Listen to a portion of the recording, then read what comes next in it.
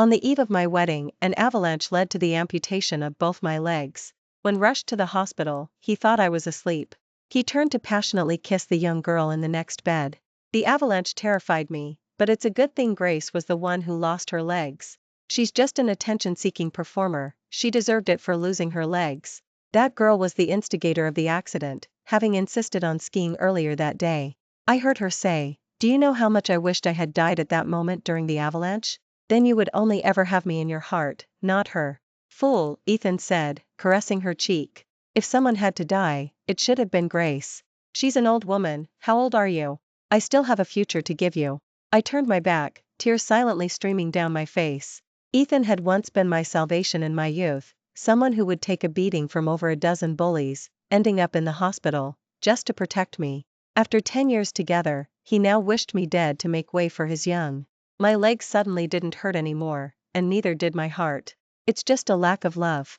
It shouldn't be that hard, Grace. When arrived, he was shrouded in mist, as if he had just showered, showing no trace of fatigue. "Grace, I'm sorry I'm late." He tightly embraced me, already covered in tears, and trembling, he comforted me. "It's all right, even if you can't dance, I can still support you. I'm sorry, I won't be able to wear a beautiful wedding." I looked at him through tear-filled eyes. Ethan kissed away my tears. "It's fine. On our wedding day, we'll both be in wheelchairs." "Grace, your boyfriend is so good to you," the girl next door suddenly spoke up. She only had scrapes, countless times luckier than I was. "Thank you, he's my fiancé." "Oh, a fiancé, so you haven't made it official yet. Grace, your legs are gone, you should be careful he doesn't change his mind." The girl fiddled with her fingers, her words surprising. "Why sharp? That's enough. Who are you to comment on our relationship here? I haven't even held you accountable yet." Ethan glared at her, his face grim. The girl's eyes immediately reddened. "All right, that's enough. I thought I could ignore it, but then my amputated legs were mentioned again. It felt as if 1,000 needles pierced my heart." The couple from our tour group couldn't stand it and scolded the girl. "You have the nerve to cry? If you hadn't insisted on going down the mountain to ski and screaming loudly, would we have gotten hurt? Do you have any common sense, any brain?" The girl, teary-eyed, crouched by my bed and apologized. "I'm sorry, Grace, take my legs if you want, I don't need them anyway." A flicker of something intense crossed Ethan's eyes, and he refused on my behalf. "Don't play the victim, nobody wants to see it." I looked at Ethan's tall back, and for some reason, my heart suddenly trembled. The girl casually picked up my phone, and when she saw the lock screen image, her eyes lit up. "So, Grace, you're a dancer?" "Yes," my voice was barely audible. "I want to learn how to dance too. Can you teach me?" A heavy bitterness welled up in my throat. Subconsciously, I gripped my injury tightly, the pain making my vision go black. Seeing my distress, she apologized in a flurry. "I'm sorry, that was thoughtless of me." Ethan lost his patience, blocked my view, and stared at her, saying, "Can you get out?" The world finally fell silent. It was already the middle of the night. I pretended to be asleep, not wanting him to worry, and turned my back, staring at the snow-covered landscape outside the window. Ethan held me close, his damp back reminding me of his heartfelt.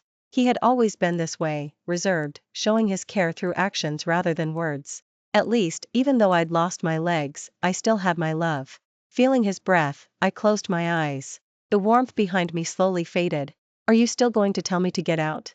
In the quiet hospital room, a sweet, coaxing female voice shattered my peace. I gripped the blanket tightly, and the next second, Ethan's voice was clearly audible. "Never again, princess." I gently turned over, and through the bandages on my face, I saw a scene I would never forget. The faint light from outside the door fell on the bed next to me, where Ethan was quietly tilting the girl's chin and kissing her. His arm was tightly around her waist, as if he wanted to meld her into his own body. The girl breathed slightly and spoke. "Her legs are broken, aren't you sad?" I heard Ethan scoff. "Fool, she's just an attention-seeking performer, and losing her legs is something she deserved." The girl tilted her head to meet his lips. "Do you know how much I wished I had died at that moment during the avalanche? Then you would only ever have me in your heart, not her." Ethan kissed away her tears, a faint smile playing on his lips. "If someone had to die, it should have been Grace. She's an old woman, how old are you? What, you don't want to wear her wedding and steal her man?" Tick-tock. The clock moved 2 seconds. I felt as if I was back at the foot of that snow-covered mountain. Tens of thousands of shattered ice chunks hit me. That feeling was bone-deep pain. Yes, I want to wear it, I want everything she has. Good girl, I'll give you everything you want. I won't disappoint you. Through the bandages, I saw his gaze, so affectionate, so familiar. 17-year-old Ethan had once said those very words to me. In that dark seclusion, with bruised eyes, he had smashed the lock and rushed towards me. Even as he grimaced in pain while shielding me, I could still see his eyes. Grace, don't be afraid, I won't let you get hurt. Eyes couldn't lie. He was genuine then, and he was genuine now. I looked at the girl's face, and it slowly merged with my 17-year-old self. Suddenly, I felt my legs again. They hurt so much, a pain worse than when they were crushed beneath the snow. Unconsciously, I clenched the severed ends of my wounds. The pain shot from my bone marrow to my spine, making me curl up. But why couldn't it mask the ache in my heart? Ethan suddenly glanced at me. Look, is she awake? I faced them like that, my face wrapped in bandages, my features obscured. It's even better if she sees it, you should have been mine 2 years ago. The girl wrapped her arms around Ethan's neck, breathing shallowly in their embrace, and they fell back onto the bed. 2 years? It felt as if all the oxygen had been instantly sucked out of my lungs. I gasped for air like a fish dying of thirst. 2 years ago, in the autumn, I had just qualified for formal performances. The moment I received the confirmation, I joyfully hugged Ethan, but his hands hung at his sides, and he congratulated me absent-mindedly. That's great. When exactly did they start? I gripped my empty pant legs tightly. It felt as though someone had tied my hands and feet and thrown me into the deep sea, unable to escape, unable to breathe. Salty tears blurred the tender scene between the two in front of me. It was as if I was back in that summer. I had been subjected to bullying at school and was locked in the seclusion for a whole day. When burst in, he single-handedly took on over a dozen thugs. I waited in the operating room until dark before Ethan finally came out of the ICU. He was lying in the hospital bed, bruised and swollen, giving me a thumbs up. I cried until my tears ran dry, begging him not to be so impulsive to protect me again. He wiped away my tears and solemnly swore, Grace, Ethan, will never let anyone hurt you in this lifetime. He had kept his word. Even if it meant cutting into my flesh, he was the one holding the knife. First flight back home in the morning. As pushed my wheelchair to the hospital room door, the girl cried out in pain and fell to the ground. Ethan spun around and rushed to help her up. I almost tipped over, but a passing woman quickly Abbott it. Are you all right, dear? Thank you. The moment Ethan let go, I suddenly felt weary. The last vestiges of love I had disappeared completely. Now I just wanted to go home and remove his presence from my life. I turned to look at Ethan, my face expressionless. Meeting my gaze, he calmly let go of the girl, pulled out a band-aid, and handed it to her. Good thing my girlfriend always reminds me to carry these. Take it, you should thank her. The girl glanced at me, forcing a smile. Oh, well, thank you, Grace. I haven't asked you for any dance tips yet, you wouldn't mind, would you? Ethan's face stiffened. I lowered my head, looking at my empty pant legs. Yes, I do mind. You're very rude. The air suddenly froze. Ethan's face darkened, and he scolded her. Is it fun to rub salt in someone's wounds? In that instant, I seemed to see the young Ethan again. All those countless days and nights of being bullied at school. I had also gone home to cry to Brenda. All I got in return was, high school only lasts a few years, you need to learn to tolerate it. Our family has no money or power, we're just ordinary people. What do you think you'd gain by making a big fuss? If you drop out, you'll end up washing dishes. If you don't provoke others, will they provoke you? The more I tolerated, the more I became their punching bag. Only would stand in front of me, protecting me, even though he was thin. I stared blankly at Ethan's arm. There was a fresh, shallow nail mark on it. It looked like a declaration of war, or perhaps a silent mockery of my naivete. As the plane sliced through the boundless dark clouds, I spoke in the gloom. Ethan, maybe we shouldn't get married. What are you saying? I turned my face, and he was startled by my tear-streaked face. What if you fall for someone else? Wouldn't that be humiliating for me? I'd even need you to push my wheelchair to City Hall to get a divorce. I smiled, but I had no strength left. What nonsense are you talking about? I'll marry no one but you in this lifetime. Even if someone had to die, I'd hope it was her. The moment those two sentences overlapped in my mind, I was in his embrace, my tears soaking his chest. Despite feeling his warmth, a strong wave of nausea surged in my heart. I had been perfectly fine before leaving the house. Now, arriving home again, I was left with only fragments. I looked at my pale face in the mirror, at this empty new house. The packages that had arrived but hadn't been unpacked yet were like Ethan and my 10 years together. It hadn't even begun, and now it never would. How could it not hurt to leave? The dress was delivered at that moment, but I couldn't even open the door. Mine hadn't been custom made yet, so I couldn't get off the sofa. I had to ask the delivery person to wait while I called Ethan. I called 10 times before he finally answered. Grace, is it that hard to open a door? I'm busy. Ethan spoke impatiently. It is. A moment of silence on the other end, then he quickly apologized in a rush. Grace, I forgot, I'm coming back right away. The moment Ethan rushed back, he went to shower. His changed shirt still carried an unfamiliar scent of white flowers. Recalling the image of the girl entangled with him, I picked up his phone for the first time. I entered my birthday, and the lock screen unlocked smoothly. In that instant, I even had the illusion that he still loved me.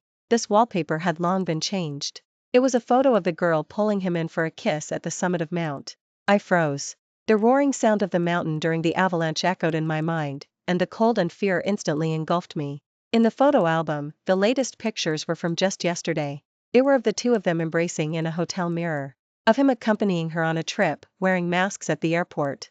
He was even on the same flight as me, and I appeared at the edge of their photos.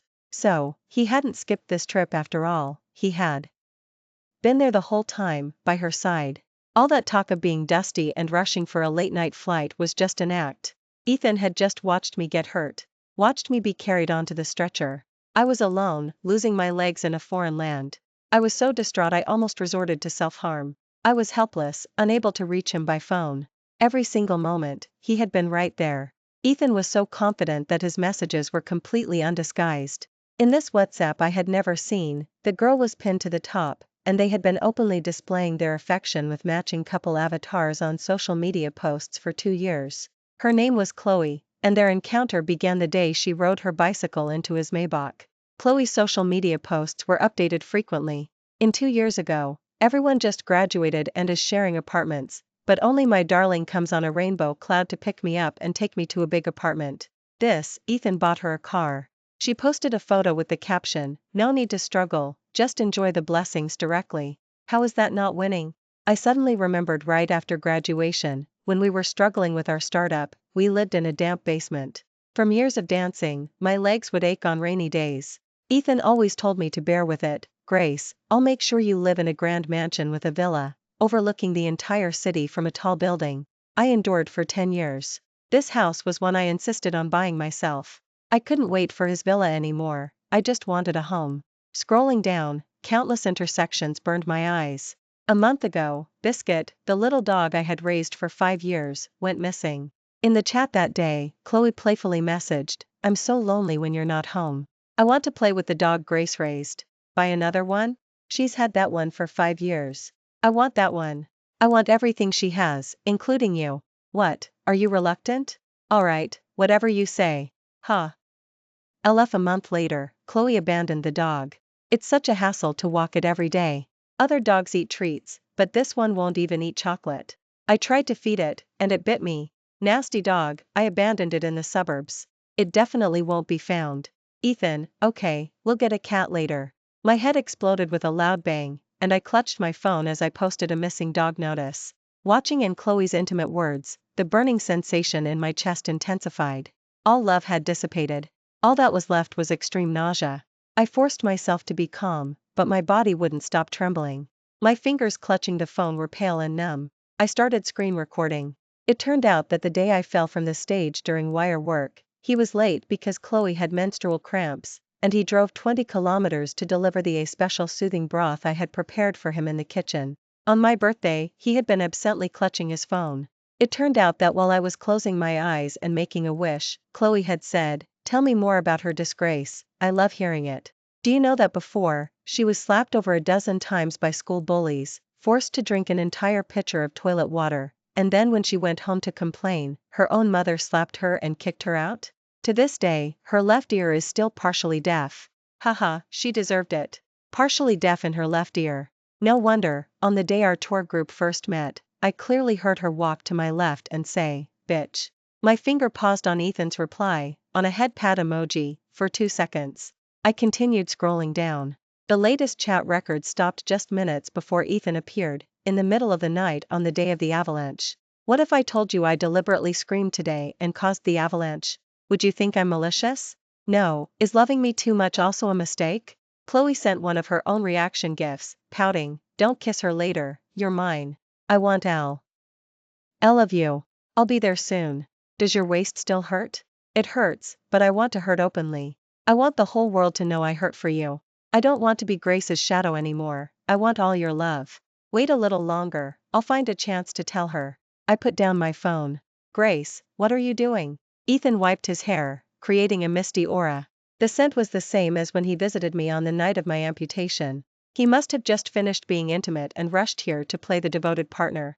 I sat by the window, looking at his reflection, my expression indifferent. Ethan, can you just get out of my life? What did you say? Ethan returned to the room and casually pulled out a shoebox. Why don't you try on the wedding I specifically bought for you? Isn't this your favorite brand?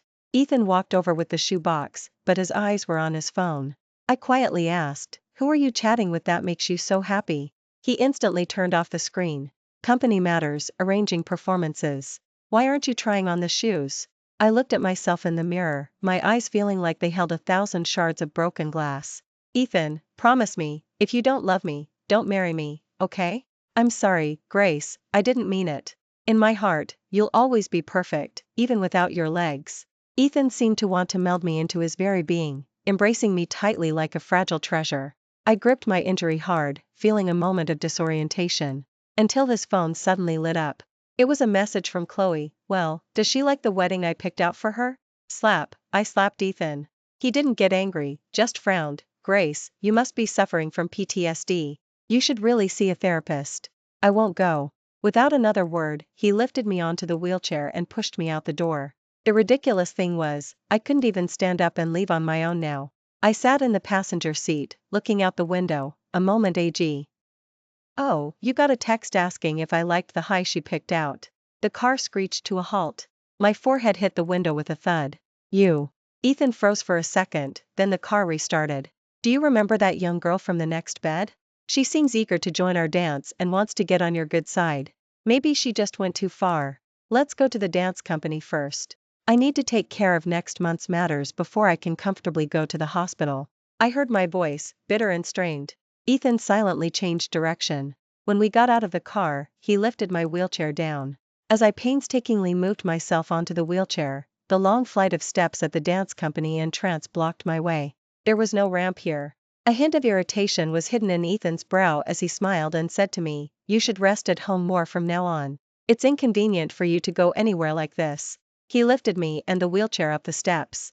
Thud, and then I was heavily dropped onto the ground again. Sorry, my hand slipped. I suppressed the pain in my chest, reminding myself that I was here to handle the assets. Without love, I should at least have money. Oh, Grace, you're here. Chloe, wearing a spaghetti-strap dress, bounded out of the dance company entrance like a joyful sprite, waving enthusiastically at me. Chloe just graduated not long ago, and it's fate that we met. I've arranged for her to come to the dance company to slowly learn, and eventually join the dance. Ethan straightened my collar and even took off his jacket to cover my legs. Even though it was only early winter, he was utterly thoughtful and attentive. Grace, we meet again. Chloe extended her hand, her eyes fixed on my empty lower body. I looked at her and smiled. Find this amusing? Her face stiffened, then she quickly returned a smirk. Yes, what can you do about it? Ethan had already left. A wave of nausea surged in my throat. I wheeled myself to the balcony and dry heaved. For a long time before taking out my phone and calling a lawyer I knew, David, there are joint dance company shares from before the marriage. I need to divide the assets, could you please come and handle this for me? This company was initially just a dance. I let it alone. Later, it slowly grew, with Ethan by my side. We moved from a small community to a high-rise building, doing what I loved most, alongside the lover I had cherished since my youth. I thought ahead lay a paradise of happiness, but I didn't know the next turn would be an abyss. I missed my footing and fell, shattering into pieces. Sarah sent a message, Grace, what's going on between you and Ethan? I stared at the lines of text for a long time. I sent a message back, there won't be a wedding. I'm breaking up with him. Sarah sighed and called me. Grace, a love cherished deeply since youth always holds more sincerity than a union of convenience formed in adulthood. Ethan almost risked his life to protect you back then. How did he become like this? Yes, my choked voice came through the phone. I don't know why someone who would risk his life like that would, in an instant, wish I was the one who died. Does every kind of love have an expiration date? Sarah's eyes reddened. As long as you've thought it through, I'll be there to support you with anything that comes your way. After asking her to continue helping me find the little dog, I hung up the phone.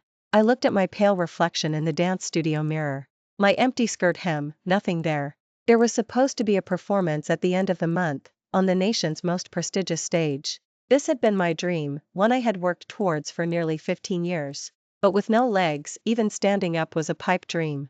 I still decided to participate. After leaving the dance company, I could only reform a studio and register. The lead dancer was still putting on her makeup. I wheeled my wheelchair over to her and asked, "Willow, are you willing to come with me?" Willow saw my legs and immediately burst into tears. She passionately signed, "What happened to you? I'll go anywhere with you." Willow was someone I had chosen from countless dancers. She was deaf, and because she couldn't hear the music, she had missed many opportunities. Even though she competed in countless competitions to prove herself, she was always turned away. The world was never fair. But I believed in her. She had a vitality, just like I once did. Some girls worried about losing many opportunities if they left a large dance company and chose to stay. In the end, I only took Willow and 3 other girls with me. David, the lawyer, had prepared the contract for the division of other assets for me. I was glad this house was bought before the marriage. He and I had no other ties besides this dance company. After everything was divided, it was only dusk. I wheeled my wheelchair to his office door and pushed it open. Ethan was smoking, and Chloe walked out of the lounge, her face flushed, giving me a provocative smile. "Grace, do you need something? I won't disturb you then." I looked at his disheveled collar, hearing my heart beat slowly, heavy and suffocating. "Ethan, don't you have anything to say to me?" "Say what?" "Don't overthink it, just prepare for the wedding. Even without legs, you'll still be the most beautiful bride at the wedding. Haven't you tried on the wedding yet?" "I had someone bring it over, go try it on." I gripped my phone. Chloe had already added me. Her latest social media posts were still up. Just 10 minutes ago, she had tried on countless dresses at the bridal shop. The one she finally chose was displayed right in front of Ethan's desk. Chloe captioned it, "I've worn a wedding and walked down the aisle with the man I love, wearing wedding. How am I not a brand new bride?" A wedding I had anticipated for 10 years. Even the wedding was a second-hand item someone else had worn. I saw 17-year-old Ethan aching his head at me, telling me not to spare his feelings anymore. No amicable separation, instead, rip the wound completely open, it would scab over eventually anyway. Let's break up. I've already finalized the division of all the dance company assets. Just sign. Ethan smashed a teacup, his eyes bloodshot, as he squatted in front of me. "Why? What did I do wrong?" "Grace, it's been 10 years. Are you really taking all your anger out on me just because you lost your legs?" Slap, I slapped him hard. Chloe suddenly burst through the door, shielding him, and glared at me. "You dare hit him? I have more right than anyone." I coldly informed Ethan, "I've compiled all the intimate records between you and Chloe from the past 2 years into a PDF and sent it to all the major class chats, family chats, and social media posts. You don't have to bother explaining, everyone will understand why our wedding is cancelled." Before could even speak, Chloe's face instantly went pale. I deliberately leaned closer to her, picked up the cold tea on the table, and poured it all over her face. "Wake up. Pull yourself together." I started reading aloud from my phone. "I want to hurt openly. I want the whole world to know I hurt for you. I don't want to be Grace's shadow anymore. I want all your love." These were all words Chloe had said. My voice was loud enough that all the dance company colleagues were drawn to the doorway, peeking in to watch. They all watched as her entire face changed from red to black, from anger to distortion. Is that the new intern? A homewrecker who knows she's a homewrecker. Oh my God, how despicable. Chloe's lips were bleeding from being bitten, and her face was utterly pale. "Chloe, now the whole world knows about your love. Your classmates, your teachers, your friends, I've notified all of them. For such great news, aren't you going to thank me?" A smirk played on my lips. Chloe bit her lower lip tightly, finally unable to hold back, and burst into uncontrollable sobs, burying her face in Ethan's arms. "Grace, that's enough." Ethan's hands were trembling, and he roared, his voice hoarse with rage, losing his composure. "Are you crazy? Causing such a scene? Is it really necessary?" My heart simply wandered. It's been 10 years, long past the 7-year itch. I only made one mistake. Are you going to condemn me to death for it? I scoffed, isn't once enough? 27-year-old Ethan's mouth opened and closed, uttering countless hurtful words. His arm was tightly wrapped around Chloe, his eyes filled only with the shame and indignation of being exposed. Why did you have to make such a big deal, make it known throughout the entire city? This city is so small, everyone knows everyone. Chloe only graduated a few years ago. Are you going to destroy her just because you were here first? Yes, I'm going to destroy her. I heard my voice, clear and calm, devoid of any love. Ethan opened his mouth, his voice hoarse and unpleasant. That's not what I meant, Grace. What about the wedding if you do this? How can we go back? I gave a sarcastic laugh. I won't go back. You'd better remember what you said. Chloe came back to life. It was as if she had found all her confidence, her eyes filled with triumph. You already know Ethan loves me now, don't you? He buys me cars and sets me up in apartments. He doesn't let me work hard and squeeze into a cramped apartment. What did he give you? You're just a free lay. The one who isn't truly loved is the other woman. Knowing you're the other woman and still acting like it, isn't that disgusting? Meeting her arrogance, my hand, holding the voice, clenched inside my pocket. So, on the day of the avalanche, you intentionally harmed me? Chloe sneered, that's right, I did it on purpose. I deliberately screamed, deliberately caused the avalanche. It's a shame the avalanche didn't bury you that day. What a pity. Enough, Chloe. Ethan covered her mouth and shoved her violently onto the sofa. Get out. Why? If anyone's getting out, it's her. Chloe brutally kicked my wheelchair, and I fell to the ground. Willow, who had been standing outside the door, suddenly ran in to help me up. A group of girls surrounded Chloe, who screamed frantically, if you lay a hand on me, I'll call the police. Don't touch me. Ethan tried to help me, but I pushed him away. Now, if he even came an inch closer to me, I would vomit. Chloe, my breakup with Ethan is my business. As for you, I'm suing you for attempted murder for what you did to me on Mount. I have all the surveillance footage, videos, and your chat records with Ethan. Several other injured companions from that day have also agreed to testify in court for me, to sue you together. Chloe swayed and leaned limply against Ethan. Ethan, save me. Grace, does it have to come to this? Our business, don't involve outsiders. She's still young, she just loves me too much. What's wrong with that? The wrong is that you pay for taking a life. I'm not in the mood to bless the love of a despicable couple, but using me as a stepping stone to celebrate love and intentionally cause harm? Sorry, I know a little about the law. After cultivating myself for 10 years, I was no longer the weak Grace who dared not fight back. You didn't love me enough, and now you won't even let others love me? Ethan suddenly became hysterical. Grace, you've changed. You changed ever since you started dancing. I'm not first in your eyes anymore. Then what am I? All the wounds from our arguments were mended by Chloe. I have to be good to her, that way, I can live with my conscience. You were hurt? You totally deserved it. The current Ethan was so unfamiliar. He had probably forgotten that I was bullied because of dancing. The day he shielded me and took over 30 blows, he had said, with me here, you can dance on stage for the rest of your life without a worry. My pursuit of my dream, however, Beck. All his reasons for not loving me. People should live for themselves. My existence wasn't meant to be an appendage to anyone.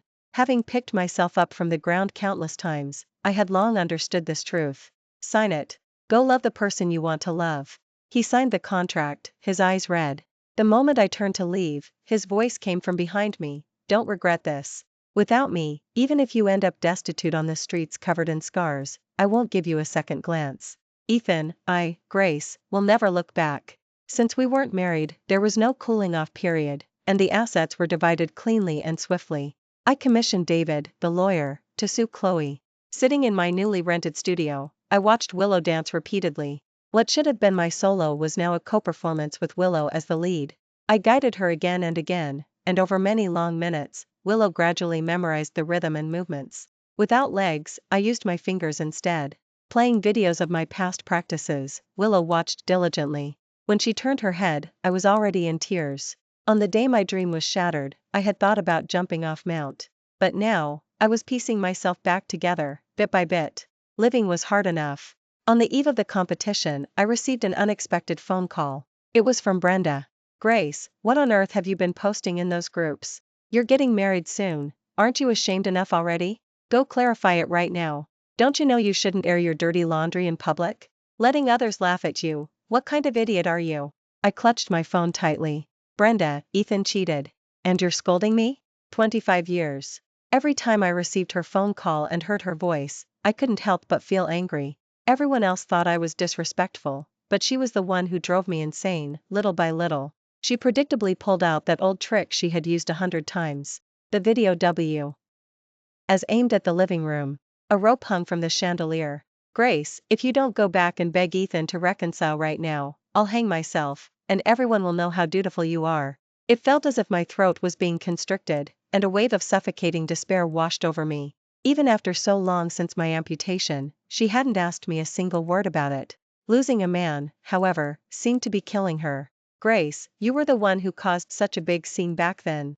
Everyone at school knew Ethan almost died for you.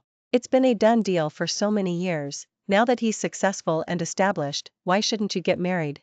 Everyone knows you were promiscuous in high school, making boys risk their lives for you. Who else would dare marry you besides Ethan? Ethan cheated. He cheated.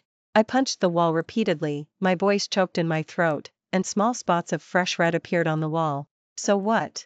He has money, and he still loves you, that's all that matters. You're breaking up before you even get married. What right do you have? What leverage do you have? She had questioned me like this before. When I was bullied. What right do you have to resist? What power does your family have? With no one to protect you, it's better to avoid trouble. Who can bully you forever? Just endure it until they get bored, and it will pass. In my youth, her weakness made me pay the price. Now I refused. I won't get married. Brenda's face changed. She immediately climbed onto a stepladder and put the rope around her neck. I'll die right here in front of you. Fine, if you want to die, let's die together. Don't try that with me anymore, that trick won't work. I violently smashed my phone against the wall and leaned against it, gasping for air. My fingers tightly gripped the empty pant leg, my sobs drowned out by the downpour. Outside, the rain poured relentlessly. The air was thick with the scent of earth. Curled up in the corner, I shivered fr. The cold. Each time I smelled that scent, it pulled me back to the night Brenda drove me away. Again and again, I reminded myself, Grace, Brenda never loved you. Don't compromise anymore. For the past 2 weeks, I had blocked Ethan and devoted myself to coaching Willow and dance. It was as if I had gradually forgotten the fact of my amputation. On the day the wedding was originally scheduled, I took Willow to Coastal City for a performance. Suddenly, an unknown number sent several messages in a row. Grace, how much longer are you going to keep this up? Your former teachers and classmates are all here. Everyone is waiting for you in the auditorium. Don't you think you're going too far? I've explained and apologized. Who hasn't had their heart simply wander in a relationship? Do you really have to condemn me to death for it? Seeing that familiar date, I finally remembered what day it was. Ethan's profound affection, to me, reeked of decay. The thought of having been loved by him made me feel suffocated.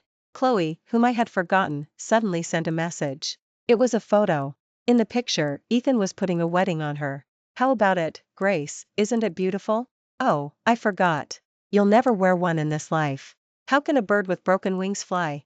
A discarded cripple deserves nothing more than to be an outcast, to fall into the mud. I briefly unblocked Ethan. After forwarding all of Chloe's messages to him, I deleted both of them again, disabled all contact options, and turned off my phone. From then on, the world was quiet. The festering wound in my heart was finally removed. Though it left a gaping hole, where bone-chilling winds constantly blew through, I still felt a sense of relief. Ethan found me on the day of the formal performance. I was in the backstage dressing room. Alex was bending down, helping me put on my prosthetics.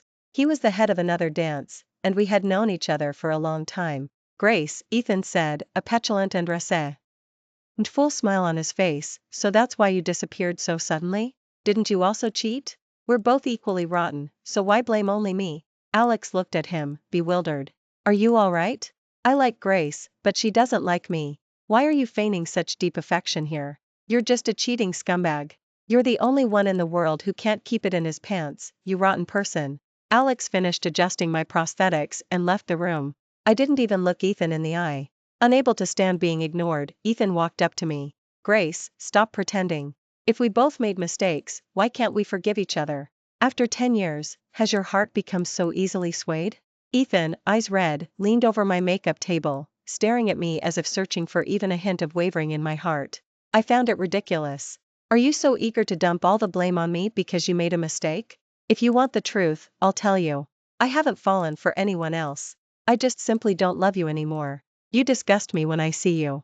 Being with you is a dark mark on my past. Satisfied?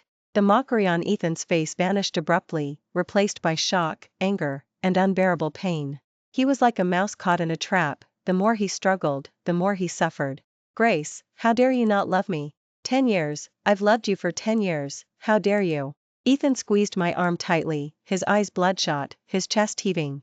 Because you wished I was the one who died in the avalanche. I calmly looked at his face. His current pain wasn't even half of what I felt back then. Ethan seemed to have been struck dumb. He trembled violently and knelt before me. Grace, you're flying higher and higher, becoming more and more excellent. You're no longer the little girl who needed my protection, and I got scared. Scared that you'd leave me. So scared that you just found a replacement? I looked at him, not a ripple in my eyes. Grace, I made a mistake. I loved you from begin. Ing to end. The longer I was with Chloe, the more painful it became. I clearly felt she wasn't you. Not the person I was meant to love. Grace, please don't leave me. Don't abandon the me who committed to you at 17. Ethan. My voice was veiled in an unyielding mist. It's too late. During that avalanche, as you coldly stood by and watched my suffering, the heavy snow buried the Grace who loved you beneath Mount. She died long ago. I slid my wheelchair, leaving him behind, and went on stage. I had never felt the stage so vast before. So vast it couldn't fill the gaping void in my heart where the wind whistled through. This used to be my dream. Now I stood in the corner, painstakingly performing simple movements, but every step brought piercing pain. I moved with the music, performing the steps I had practiced thousands of times. Enduring the strange looks from the audience, I bit my lip. Every drumbeat pounded against my heart. The boundless darkness below the stage suddenly made me feel so lonely. Everything around me seemed to engulf me. It was like this when I was a child. Brenda taught me that my arrival was a misfortune. They only wanted one child, a boy. So, after my younger brother was born, all the love went to him. No one cared about me, no one paid attention to me. I mimicked the dancers on TV, dreaming of shining among people like them someday. But then the bullying started, and they began to torment me. The animosity in adolescence came suddenly and was boundless. I was locked in restrooms, trapped in dressing rooms. Countless times I came home bruised and cried to Brenda, only to be met with, "If you don't provoke anyone, why would they target you?" The more I said, the more slaps I received. Ethan's appearance had been like a ray of light in my life. But I felt that kind of love wasn't real. I wasn't good enough, not worthy. Never having been loved, I didn't know how to love myself. Back then, watching the sunset, looking at the small patch of sky outside my window, watching swans spread their wings and soar high, I wished I could fly like that. Over mud, over mountains. At that time, I made a wish. On my 25th birthday, I would climb the world's highest peak, Mount.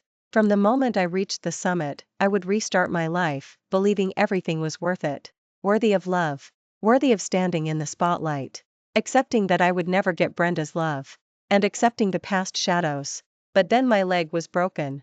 Just a step away from my dream. For the past few months, I never dared to look down. I couldn't accept the truth, constantly hallucinating that my leg was still aching. Countless times, I would naturally turn, forgetting my crutches, forgetting my prosthetics, only to fall hard by the roadside, amidst the crowd.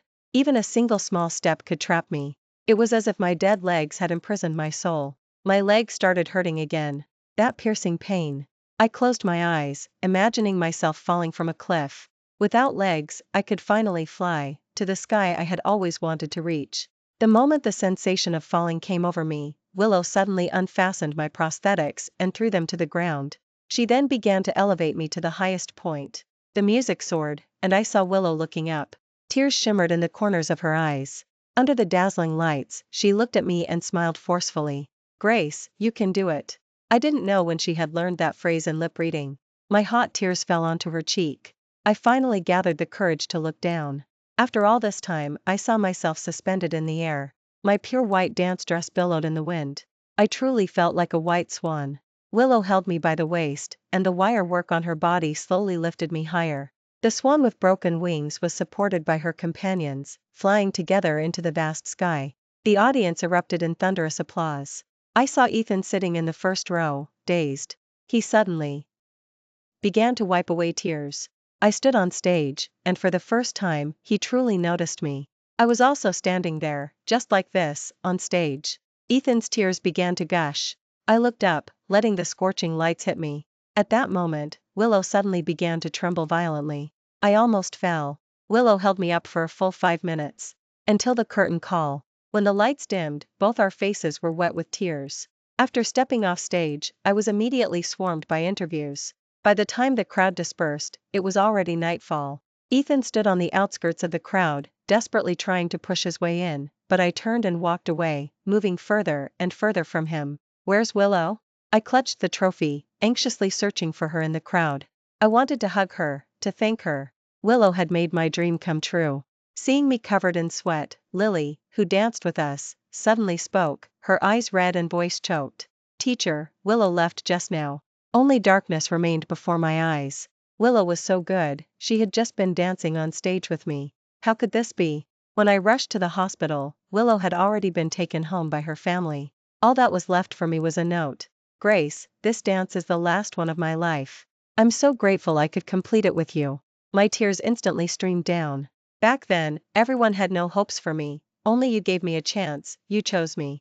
I was always second best, and I thought my life would end in mediocrity, yielding to reality. It was you who believed in me. Although I've always had bad luck, maybe it was to save up all my good luck to meet you. Grace, you gave me a new beginning in life. I saw the marks on your wrist. You once asked me to help you fulfill your dream, promising to grant any wish I had.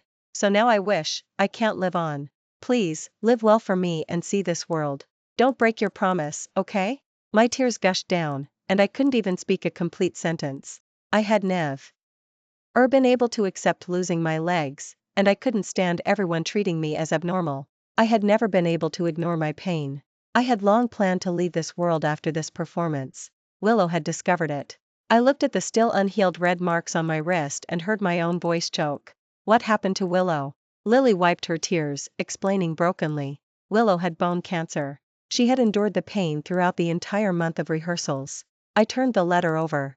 Tucked inside was a photo of Willow, wearing her dance costume and stage makeup, taken just before she passed away. She was sitting behind me, her makeup exquisite but unable to hide the exhaustion in her eyes. She smiled hard, giving a V sign to the camera. This was our only, and last, photo together. Below it was a handwritten message, the handwriting shaky, as if she were enduring immense pain. Grace, do you know, you weigh 80 pounds. It was really heavy carrying you. But life itself is heavy. I'm tired, so I'm leaving first. From now on, it's your turn to elevate me. Please take good care of me, and don't look back. I went to a tattoo. I had Willow's eyes and eyebrows tattooed over the red marks on my wrist. I didn't know then that in the future, Willow would save me from distress countless times. I settled in Phoenix City. Ethan followed me. He stood outside the studio entrance every day, sometimes bringing my favorite white roses, sometimes a beautiful dance dress. He found me many opportunities for major stages, many famous teachers, and even many excellent dance partners. After 3 months of me ignoring him, he finally stopped me, his eyes red and swollen, looking utterly worn out. Grace, I was immature back then, I didn't know how to love someone. Now I've learned, please don't leave me. I won't be insecure and anxious anymore. I see clearly now, I just want you to be happy. You should be radiating brilliantly. Even if I can only stand in the shadows, I'll gladly accept it. Ethan couldn't hide his pain, his voice choked. I broke off contact with Chloe long ago. You weren't the one beside me, I couldn't love anyone else. I held Willow's words firmly in my mind. Standing at the studio entrance, I faced him properly for the first time, my voice as gentle as it had been back then. Ethan, go back. We agreed back then, neither of us would look back. It was snowing outside. Ethan stood in the snow, inconsolable, for an entire afternoon. He let the rain and snow whiten his hair. Grace, I wronged you. 6 months later, an earthquake hit the city where Ethan lived. In the middle of the night, I received a text message from an unknown number. Can you forgive me? One last time. I didn't reply, but 10 minutes later, another message came. It's okay if you don't forgive me, Grace. I promised I'd only love you in this life. At least 17-year-old Ethan did that for me. If there's a next life, I won't repeat the same mistake. Ethan died in that earthquake. I heard that Chloe desperately shielded him, but he didn't leave. When the avalanche came, he just watched me get buried. This time, it was my turn to watch indifferently. Fate's clever twist, Chloe lost her best chance to escape. A tree uprooted and crushed her legs.